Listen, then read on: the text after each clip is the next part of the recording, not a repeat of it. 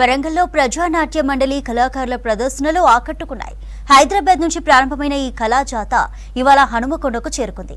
కాళోజీ విగ్రహం దగ్గర కళాకారుల ప్రదర్శనలు తెలంగాణ అంతటా నిర్వహిస్తూ సమాజంలో స్వేచ్ఛ, సమానత్వం, మార్పు కోసం ఈ ప్రదర్శన నిర్వహిస్తున్నట్టు నిర్వాహకులు తెలిపారు. ఈ కళాజాతలో కళాకారుల నృత్యాలు, గీతాలు ఆకట్టుకుంటున్నాయి. కళాజాతకు సంబంధించి మరిన్ని డీటెయిల్స్ అశోక్ అందిస్తారు.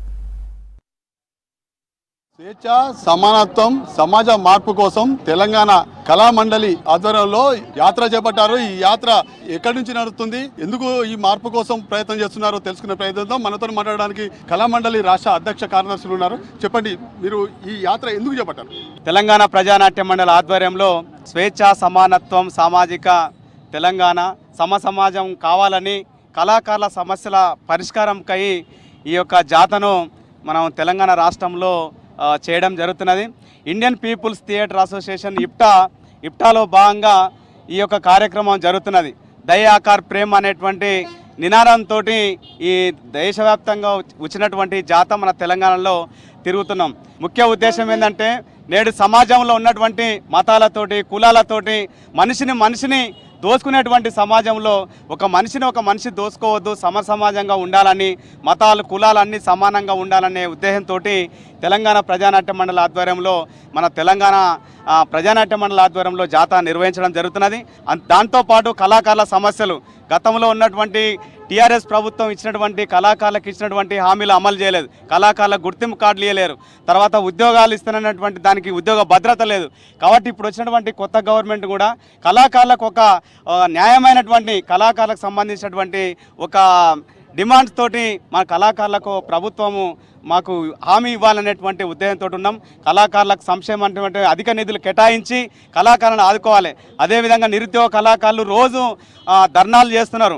తర్వాత మేము కూడా అన్ని జిల్లా కలెక్టర్లకు మెమోరాండం ఇచ్చాం, కళాకారులను గుర్తించాలి, అర్హులైన కళాకారులను ఆదుకోవాలనేటువంటి చేసినాం. కానీ ఈనాడు మతం పైన, కులం పైన ఇంకా దాడులు జరుగుతున్నాయి. కేంద్రంలో ఉన్నటువంటి బీజేపీ ప్రభుత్వం ఇంకా మా కులం గొప్పదే, మా మతం గొప్పదే అంటున్నారు. కానీ తెలంగాణ ప్రజానాట్య మండలిగా మేము చెప్తున్నాం, మతాలు కులాలు సమానమని. మతాల కోసం మారణ హోమము ఎందుకురా,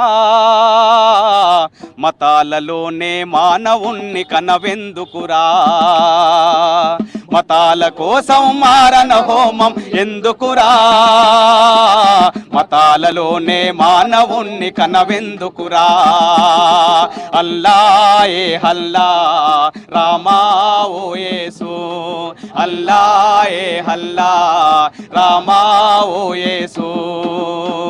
ఎవరి దారి వారిది, ఎవరి తీరు వారిది, ఎవరి దారి వారిది, ఎవరి తీరు వారిది, ఎవరి దారి ఏదైనా వాడొక్కడే సారథి, ఎవరి దారి ఏదైనా ఆడొక్కడే సారథి.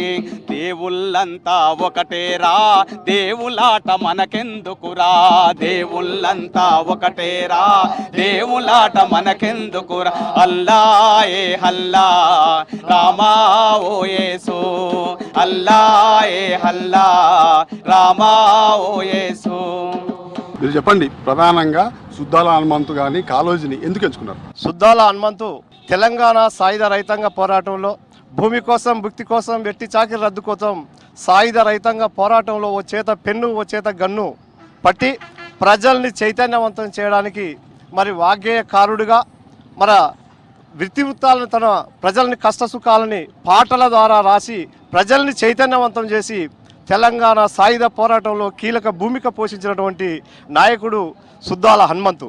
కాళోజీ కూడా నిక్కచ్చితంగా చెప్పి నిజంగా భయం లేకుంటూ మాట్లాడి తెలంగాణ కోసం, తెలంగాణ విముక్తి కోసం చేసినటువంటి ఆయన త్యాగం, ఆయన రచనలు, నా గొడవ అనే లాంటి రచనలు చేసి ప్రజల్ని చైతన్యవంతం చేయడంలో కాళోజీ గారు కూడా కీలకమైన భూమిక పోషించింది. కాబట్టి ఈ ప్రాంతంలో మరి అదేవిధంగా మగ్దున్ మొయినుద్దీన్ కూడా ఉర్దూ రచయిత, కవి.